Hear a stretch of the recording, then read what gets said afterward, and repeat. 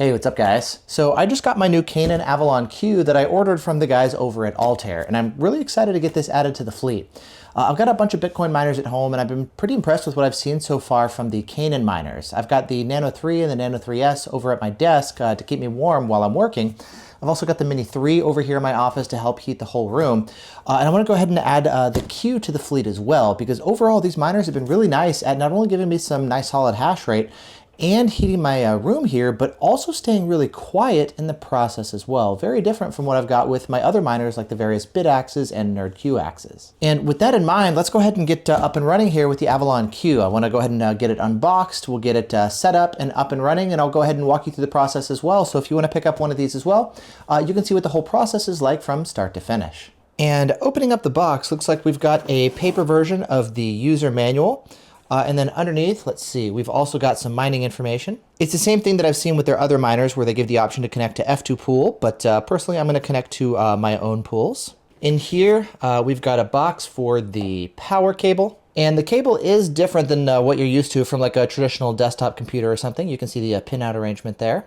We'll just flip around here real quick. And this is going to be the Wi-Fi receiver, which is like a little USB dongle. And so if you prefer to connect here over Wi-Fi instead of Ethernet, which it also offers, you're just going to plug this into the miner. And then we've also got the anti-slip feet. So let's pull this out. And inside the little baggie here, we got the 4 feet. And they're basically these little pads here like this with double stick tape. So if you're going to be installing the miner on like a hard surface, you can just go ahead and apply these to the bottom. Now, obviously what I want to see, of course, is going to be the miner itself. And removing the styrofoam, there we go.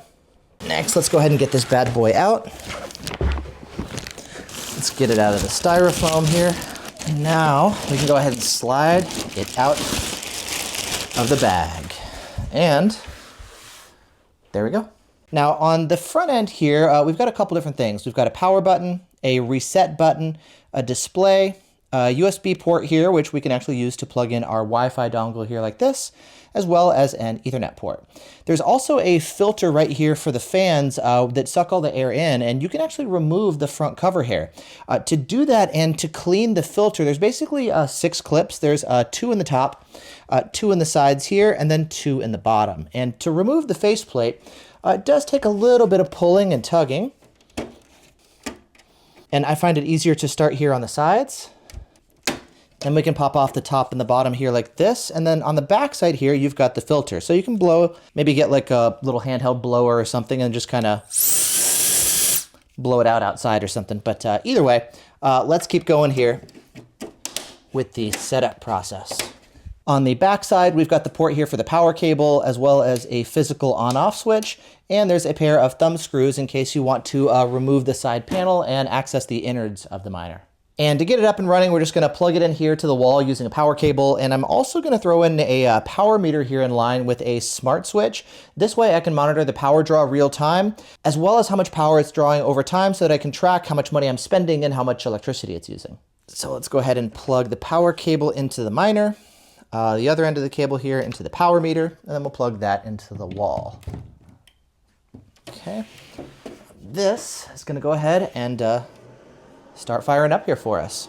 And oh, actually I think want to use it here on Wi-Fi. So I'm just gonna turn it off real quick. We'll plug in the Wi-Fi dongle here via USB, and let's go ahead and power it back on. Now, once the system boots up, it says that it's hashing at 0 terahash per second because it's not connected to the internet yet. It's not set up yet. So we want to go ahead and take care of that. And in order to do that, you can grab the Canaan app. It looks like this. It's available for both Android and iOS. I'll put links down in the description for that. And from the app in the top right, you're going to tap those 3 bars, and then you're going to click on New Devices. And using Bluetooth, when you hit the search button, it's going to look for a device nearby. And sure enough, it found the Q. So we'll go ahead and tap on that, and then we're going to hit the black Connect button. Once that's done, it's going to ask you for the Wi-Fi SSID and password, so you can enter that in. And then once you do, you can hit Save. Please ensure that your phone and device are connected to the same Wi-Fi network. Okay, sounds good. And it's going to go ahead and connect to your network and pull an IP address. Okay, and it succeeded. Cool. You'll see the IP address here on the display. And it's also worth noting that this Wi-Fi dongle only supports 2.4 gigahertz. It doesn't also support 5 gigahertz. Anyway, now that we're up and running here and connected to the internet, we can go over here into the device. Looks like we're going to have to change the default password, so we'll hit OK. We'll type in the current password, which is admin, and then you'll enter in a new password. Once you do that, you just hit save. It'll automatically restart with the new settings. Sounds good. We'll hit OK and let the Avalon Q reboot. Now, once it connects to the network, you can see its IP address right here. And to make it a little bit easier to do the connection, I'm going to punch that IP into a browser. And so we'll hop over here to the computer and we'll type in the IP address and hit OK. We're going to get this error here, totally normal. We'll just hit continue to site. And it's going to ask us here for the password, or we can log in with the QR code that you can actually scan using the app. For now, we'll just enter in here with the password and we'll hit log in. Now, this is the main screen where it's going to show you all of your relevant stats. But for now, we want to actually go over here to pool config and get this all set up. Now, there should actually be the option you can see here for 3 different pools to connect to. I like to have maybe my primary pool that I'm running here at home, and then maybe some secondary ones in case maybe my server reboots or I have some issues online. And you can see they give you the information here on how to input the data here for your different pools. And so for my pool information, I'm just going to type it in here just like it requests. Then for the worker information, this is where we're going to input our Bitcoin wallet address. So in case we hit a block, we get the full block reward. So I'll paste my wallet address in here. And I'm also going to add .Avalon Q. I'm basically adding a name here so that I can later track to my pool the work being done with each of the different devices. And so for all of my different miners, I give them a unique name here like this, and you can give it whatever you want.